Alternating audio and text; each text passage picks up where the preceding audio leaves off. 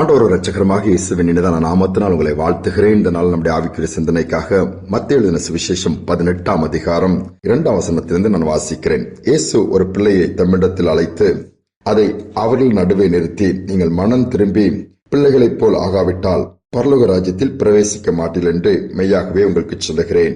ஆகையால் இந்த பிள்ளையைப் போல தன்னை தாழ்த்துகிறவன் எவனோ அவனே பரலோக ராஜ்யத்தில் பெரியவனாயிருப்பான் தன்னுடைய சீஷர்களும் சொல்லுகிறார். இன்னைக்கு சில்ட்ரன்ஸ் டே. இன்னைக்கு அநேகர் கொண்டாடுவாங்க, நாடே கொண்டாடி கொண்டிருக்கிற அல்லது வாழ்த்துக்களை சொல்லிக் கொண்டிருக்கிற இந்த காலகட்டத்திலே சிறு பிள்ளைகளை குறித்து இயேசு ஒரு காரியத்தை வேதத்தில் சொல்லுகிறார். எந்த சூழ்நிலையில் சீஷர்கள் தனக்குள் யார் பெரியவன் சிறியவன் ஒரு பிரச்சனை, அதோடு மட்டுமல்ல பரலோகத்தில் போனால் அங்கு யார் பெரிய ஆளா இருப்பா, யாருக்கு என்ன பதவி, அங்கேயும் ஏதாவது இருக்குமாண்டவங்க அந்த மனநோட்டத்தில் தான் அதை பார்க்கிறார்கள். இதை அறிந்த இயேசு ஒரு சின்ன பிள்ளையை தன்னிடத்தில் கூட்டிட்டு வந்து நிறுத்தி, இந்த பிள்ளைய மாதிரி நீங்க மாறலனாலே, மனம் திரும்பலனாலே பரலோக ராஜ்யத்துக்கு போக முடியாதுன்னு சொல்லுகிறார். அப்படின்னு ஸ்பெஷாலிட்டி எல்லாரும் சொல்லுவாங்க, சின்ன பிள்ளைகள் பெரியவங்களை பார்த்து கத்துக்கணும் அப்படின்ட்டு சொல்லி. சின்ன பிள்ளைகள்ட்ட இருந்தும் பெரியவங்க கத்துக்கிற காரியம் அதுல இருக்குது.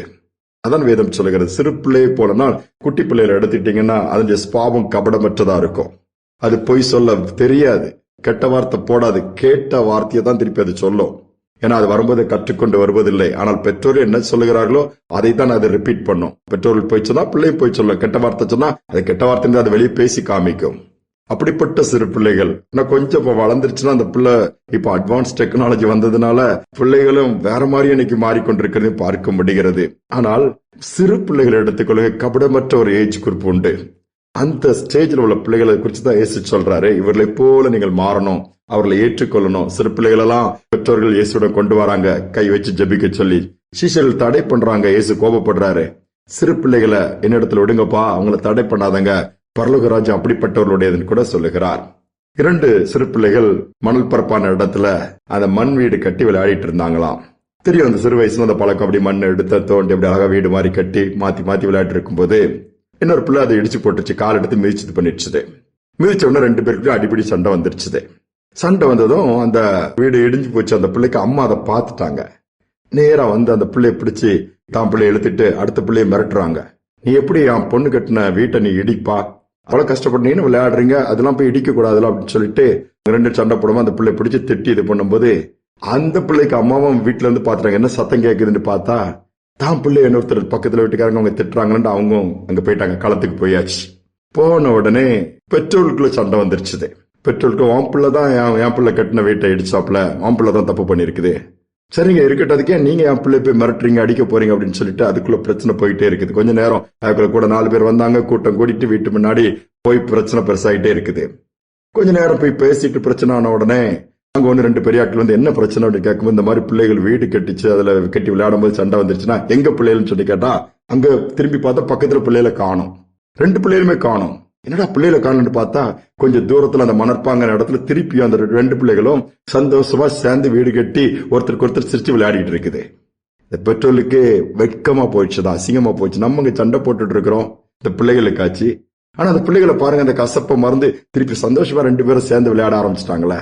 இதுதான் சிறு பிள்ளையின் இருதயம்.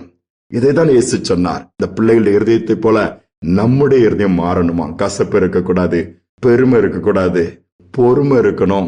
அது மட்டுமல்ல, எரிச்சல் இருக்கக்கூடாது. சில சுபாவங்கள்லாம் நமக்குள்ள இருக்குது உடனே தெரியாது. சிலவங்களுக்கு கல்யாணம் ஆன பிறகு தெரியும், சிலவங்களுக்கு கஷ்டமான பாதையில் போக தெரியும். வெவ்வேறு இடங்கள்ல வெவ்வேறு காரியங்கள் நமக்குள்ள இருந்து அப்படியே எரிமலை வெடிச்சு வர்றது போல இருக்கும். ஆண்டவர் அதை விரும்புவதில்லை. அதை எல்லாம் மாற்றிக்கொண்டு சிறு பிள்ளை போல மாறுவோம் என்று சொன்னால் பரலோக ராஜ்யத்தில் இடம் உண்டாம். யோசித்து பாருங்கள், அநேக நேரத்துல எப்படி இருக்கிறோம். இதைதான் ஆண்டவர் சிறு பிள்ளைகள் இடத்துல இருந்து கற்றுக்கொள்ள சொல்லுகிறார். நம்முடைய சுபாவங்கள் எந்தெந்த பகுதியெல்லாம் மாற்றணும். சிறு பிள்ளைகளை போல கள்ளன் கபடமற்றவர் இருந்தா இயேசு நேசிப்பாரா? சிறு பிள்ளைகள் அவ்வளவா நேசித்தார், அணைத்தார், முத்தமிட்டார், ஆசீர்வதித்தார். அவர்கள் வருவதற்கு தடை பண்ணாதங்கன்னு சொன்னார். பரலோக ராஜ்யம் அப்படிப்பட்டவர்களுடையது. என்னை தாழ்த்தி ஆண்டவர்களை ஒப்புக் கொடுப்போம். சிறு பிள்ளைகள் இருதயத்தை போல நம்முடைய இருதயம் மாறும் பொழுது பாரம் இருக்காது, மன அழுத்தம் இருக்காது, வேதனை இருக்காது, என் கவலைகளும் இருக்காது. சிறு பிள்ளைகள் என்னைக்காவது கவலையோடு அழுதுட்டு இருக்குமா, எங்க அம்மா அப்பா பாத்துக்குவாங்கன்னு சொல்லும். நாம் கர்த்தர் எல்லாவற்றையும் பார்த்துக்கொள்ளார் சொல்ல முடியும். இந்த சிறுவர் தினத்துல இந்த சிந்தனையை சற்று நாம் சிந்தித்து பார்ப்போம். நம்முடைய இருதயம் மாறுவதற்கு இயேசுவிடம் கொடுப்போம். ஜெபிப்போம். அன்பின் தகப்பனே, இந்த நாட்கள் நம்முடைய சமுத்திரங்களை தாழ்த்தி ஒப்புக் கொடுக்கிறோம். அப்பா, சிறு பிள்ளைகளுடைய இருதயம், சிறு பிள்ளைகளுடைய சுவாபம் எவ்வளவு மேன்மையான என்பது நீர் வேதத்தில் சொல்லி இருக்கிறீங்க. அநேக நேரத்துல நாங்க அதை உணராமல் போய் விடுகிறோம், மறந்து விடுகிறோம். எவ்வளவு கசப்புகளை வைத்தானால் குட்டி பிள்ளைகள் அதை மறந்து விடுகிறது. இன்னைக்கு உடன் பிறந்தவங்களோட வருஷக்கணக்காய் பேசாத நபர்கள் இருக்கிறாங்க. விட்டு கொடுக்க மனமில்லாம இருக்கிறாங்கப்பா. ஒவ்வொரு காரியங்களிலும் கசப்போடு. ஆனா அந்த பிள்ளைகள், சிறு பிள்ளைகளை பார்க்கும் பொழுது அதையெல்லாம் இல்லாமல் கபடமற்ற நிலைமையில வாழ்கிற அந்த ஒரு இருதயங்கள் ஒவ்வொருவருக்கும் உண்டாகட்டும் அப்பா. இந்த நிரந்தரமற்ற வாழ்க்கையில, நிச்சயமற்ற இந்த உலகத்துல வாழ்ந்துட்டு இருக்கிறோம்.